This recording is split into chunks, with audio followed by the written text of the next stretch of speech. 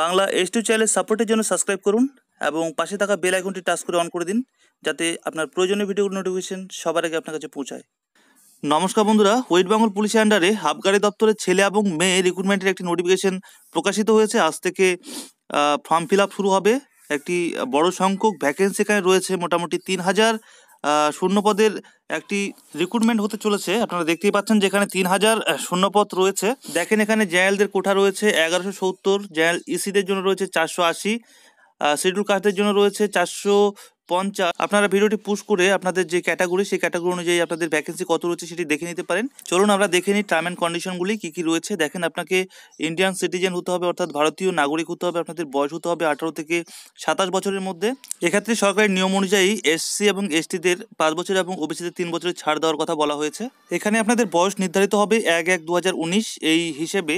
বন্ধুরা, আলোচনার মধ্যে একটি ছোট্ট কথা বলে নিই। আমরা এই চ্যানেলের মাধ্যমে বিভিন্ন ধরনের জব নিউজ এবং জব প্রিপারেশনের বিভিন্ন ধরনের প্রশ্ন উত্তর আলোচনা করে থাকি। এখানে বিভিন্ন ধরনের প্র্যাকটিস সেট থাকে। তো বন্ধুরা, আপনারা চাইলে কিন্তু অবশ্যই চ্যানেলটিকে সাবস্ক্রাইব করতে পারেন এবং সাবস্ক্রাইব করলে অবশ্যই বেল আইকনটা অন করে দেবেন, যাতে আমাদের গুরুত্বপূর্ণ ভিডিওগুলোর নোটিফিকেশন সবার আগে আপনাদের কাছে পৌঁছায়। এবার আলোচনায় ফিরে আসি। এখানে বলা হয়েছে যে আপনাদের বয়সের প্রমাণ হিসেবে মাধ্যমিক যে অ্যাডমিট কার্ড রয়েছে, সার্টিফিকেট রয়েছে, সেটার প্রমাণ দেখাতে হবে। এবং যারা এসটি বা এসসি ওবিসি যারা আছেন তাদের বয়সের ছাড় নিতে হলে কিন্তু অবশ্যই তাদের কাস্ট সার্টিফিকেট অবশ্যই দেখাতে হবে। পশ্চিমবঙ্গ পুলিশ যেহেতু রিক্রুট করছে, সেই কারণে আপনাদের বাংলা ভাষা জানতে হবে এবং যারা গোর্খা বাহিনী রয়েছেন তাদের নেপালি ভাষা জানলেও চলবে এবং এই দু ভাষাতেই আপনাদের পরীক্ষা হবে। এখানে দেখেন, মেল সাধারণ ক্যান্ডিডেট যারা রয়েছেন তাদের 167 হাইট হতে হবে এবং তাদের চেস্ট মানে বুক হতে হবে 78 এবং ফুলিয়ে 5 সেমি ফুলাতে হবে, করতে হবে 83। এদিকে যদি আপনারা গোর্খা বা রাজবংশী হন সেক্ষেত্রে 160 লাগবে এবং 76 লাগবে বুক এবং 5 সেমি ফুলিয়ে 81 করতে হবে। এদিকে ফিমেলের ক্ষেত্রে 160 লাগবে এবং তাদের বুকের কোনো ব্যাপার নেই, মানে চেস্টের কোনো ব্যাপার নেই। এবং গোর্খা যদি হয় তাহলে গোর্খা বাহিনী বা রাজবংশী যদি হয়ে থাকে তাহলে 152 তাদের হাইট লাগবে। এখানে দেখেন সুন্দর একটি জিনিস উল্লেখ রয়েছে, যেটি অন্যান্য পরীক্ষা বা অন্যান্য নোটিফিকেশনে কিন্তু এই জিনিসটি উল্লেখ সাধারণত থাকে না। তো এটি সুন্দরভাবে উল্লেখ করেছে। দেখেন, আপনাদের হাইট যদি 152 হয় তাহলে মেল যদি হন তাহলে তো চান্স পাবেন না। যদি লেডি হন তাহলে কিন্তু আপনাদের ওজন কিন্তু লাগবে 44 থেকে 57 কিলোর মধ্যে।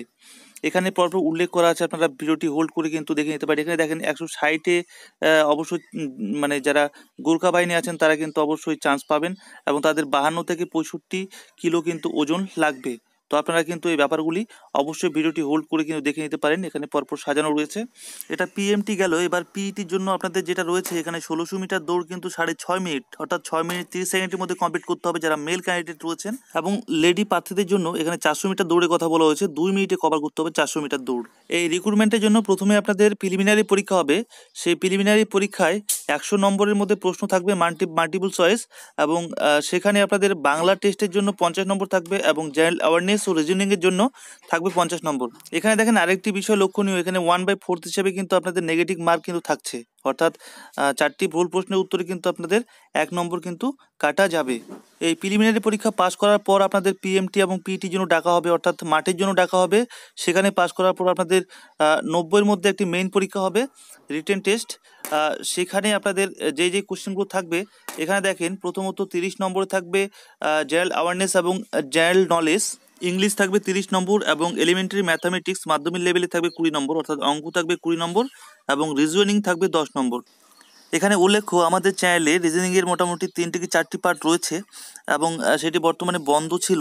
আমরা অতি শীঘ্রই, যেহেতু অনেক পরীক্ষা আছে সামনে, সেই পরীক্ষার দিকে লক্ষ্য রেখে আমরা কিন্তু রিজনিংয়ের পার্টগুলি চালু করতে শুরু করেছি। তো আমরা অতি শীঘ্রই ভিডিও আপলোড করব। তো আপনারা কিন্তু চাইলে অবশ্যই চ্যানেল সাবস্ক্রাইব করে চ্যানেলের সঙ্গে থাকতে পারেন। এবং লাস্ট কথা বলে নিই, এখানে এরপরেই হবে ভাইবার পর হবে মেডিকেলের পর আপনাদের মেরিট লিস্ট তৈরি হবে এবং সেই মেরিট লিস্ট অনুযায়ী আপনাদের চাকরি হবে। এখানে দেখেন, এখানে আপনাদের কত টাকা লাগবে। দেখেন, এখানে জেনারেলদের জন্য 200 টাকার কথা বলা হয়েছে। আপনারা যদি এসটি এবং এসসি ক্যান্ডিডেট হন তাহলে কিন্তু কোনো টাকা কিন্তু লাগবে না।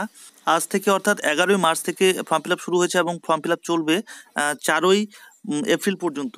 অনলাইনে ফর্ম ফিল আপ করা যাবে। আপনারা যে কোনো তথ্যমিত্র কেন্দ্রে গিয়ে ফর্ম ফিল আপ করতে পারেন, অথবা বাড়িতে যদি আপনাদের পিসি বা কম্পিউটার থাকে তাহলে বাড়িতে ফর্ম ফিল আপ করতে পারবেন।